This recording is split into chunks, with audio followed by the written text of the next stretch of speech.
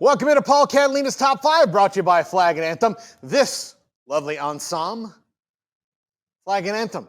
And you can use our promo code 365sports for a discount at checkout. Go to Flag and Anthem or just go to 365sportsdeals.com, find their logo, click on it, and all of our other logos and sponsors are there. I know you're looking at me going, how can I be so handsome and stylish? No, Flag and Anthem. Easy. So there you go. I mean, the handsome I can't do anything about. It's just Jesus, baby. Anyway, things I learned after a really confusing week of off-season college football talk. Number 5, the SEC has no consensus. You've got some people that want the automatic qualifiers. The coaches want 5+11. Greg Sankey just wants ultimate power. There are some presidents that believe the SEC and the Big Ten are the only people who should be allowed to compete for a national championship. It's a confusing ball of twine right there out of Destin this week. Very, very strange week. And look, Greg Sankey's out there saying a lot of things, taking a lot of bullets, and understandably, some of those are earned and some of those are not. But the one thing I did learn about those SEC meetings is they're not on the same page yet. Some want to only play 8. Some want to play 9. Some want to play 9 plus the SEC Big Ten cross-conference challenge. Some only want to do that if the Big Ten allows them to do what they want to do. The Big Ten is watching the SEC, seeing what they want to agree to on a playoff. It's confusing. It's a lot. And the SEC is at the center of all of it. Number 4, I don't know what Tony Patini sounds like. I have no idea.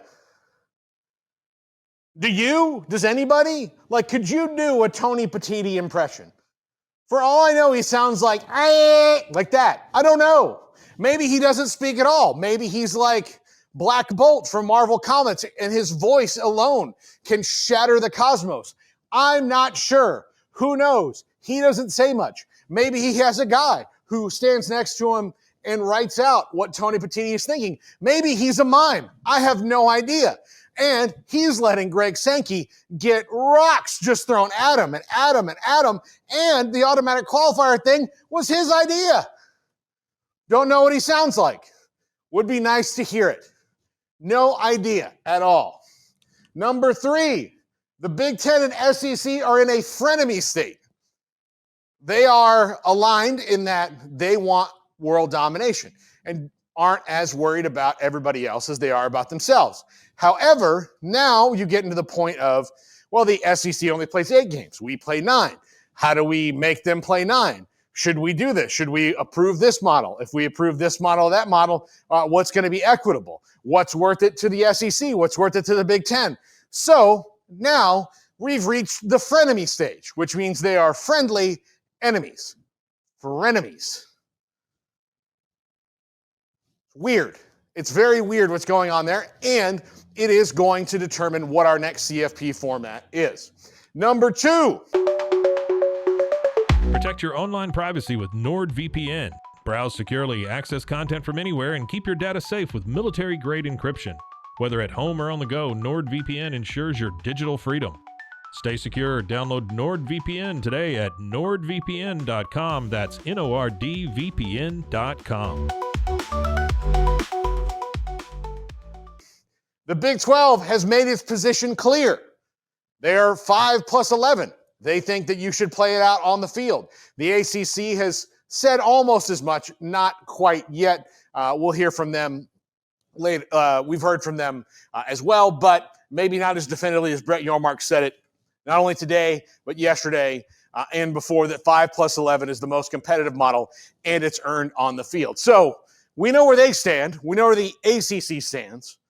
And the Big Ten and the SEC are kind of out in the wilderness. And we do know where all the other non-Power 4 conferences stand. They all want the 5+11 model as well.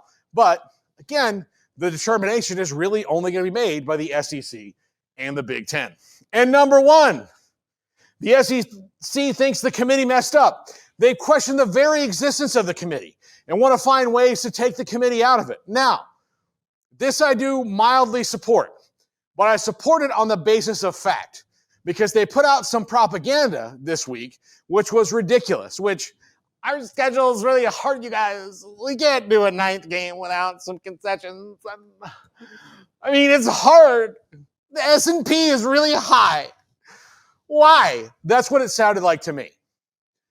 But they are wrong in believing that their strength of schedule wasn't considered when Alabama, Ole Miss, or South Carolina didn't get into the playoff last year. They had a bid stealer in Clemson come in. It happens in basketball all the time. It happened in the first year of the 12-team playoff and will happen a lot of the time. A bid stealer is going to come in, win a conference, and then somebody's getting screwed. That's just the nature of sports. That's how it is. The SEC is trying to stack the deck in either format by saying their strength of schedule should be weighted. Now, they are giving you data from 10 years ago. 10 years ago, college football was wildly different than it is now.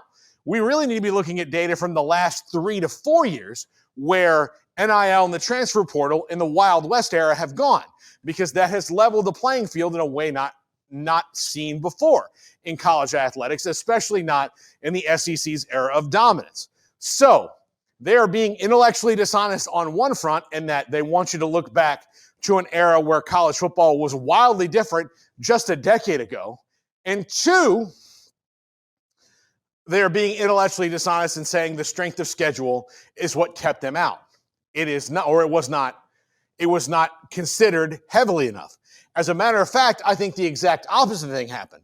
Alabama and Ole Miss in particular were only considered 3 loss possibilities for the college football playoff because of their strength of schedule.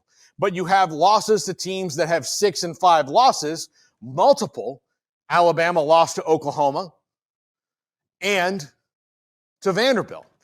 Tennessee lost to Florida, who was a bowl team, but still had 5 losses, and Kentucky, not a bowl team.